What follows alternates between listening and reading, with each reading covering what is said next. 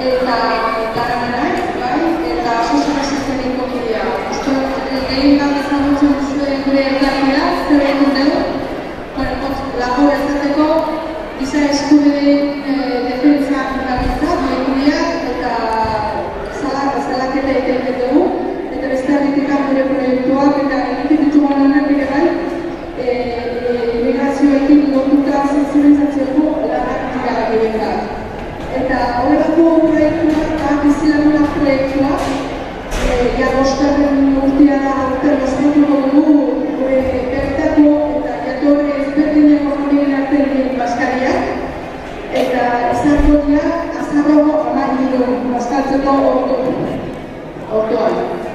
Eta bazkal hori asmo importantea, izango dute bi asmo izango dira, kolektibo honeko familiak batek bestea ezagutzeko aukera eman, batzutan nahi dugu, urkitu eta egon eta itzegin, baina ezin dugu. Eta horregatik, sozializazioen aldetik nahi dugu aukera eman ezagutzeko. Beste aldetik ere bai, gizartean tamalez ditugun estereotipo, prejuzio daude, eta hone aurten egon ezara da proiektu hau.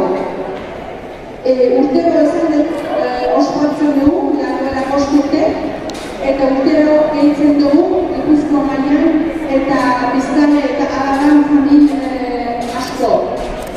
Adibide bat izateko, iazko Gipuzkoan eukin ditugu 214 bazkari, eta 2005 pertsona inguru partu hartu zuten proiektu osoan. Aurten ere, gonbidatzen zaituztet parte hartzeko. Ere bai, aurtengo edizioetan kirolaren partizipazioa lortu nahi dugu, pentsatzen dugu kirolako mundua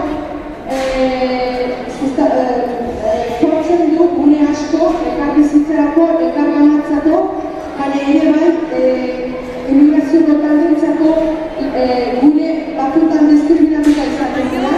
Horregatik, aukera eman nahi dugu kirolariak parte hartzeko, gure difusioko materialaren ikusiko duzu, aurten edizioetan hainbeste kirolari apoio ditugu, parte hartu zuten gure difusioko materialetan, bideotan ere badaude. Hortarako, nahi dugu parte hartzeko inskripzioak egin behar dira sozializazioeneko web-horretan, mugak.eu web-horretan inskripzio egiten dira, bestela gure telefonora deituz. Material kriptiko honetan, nire mailan egutuko dut, eta nahi baduzue informazio gehiago ala kriptikoa ere jaso, han egutuko duzuela da.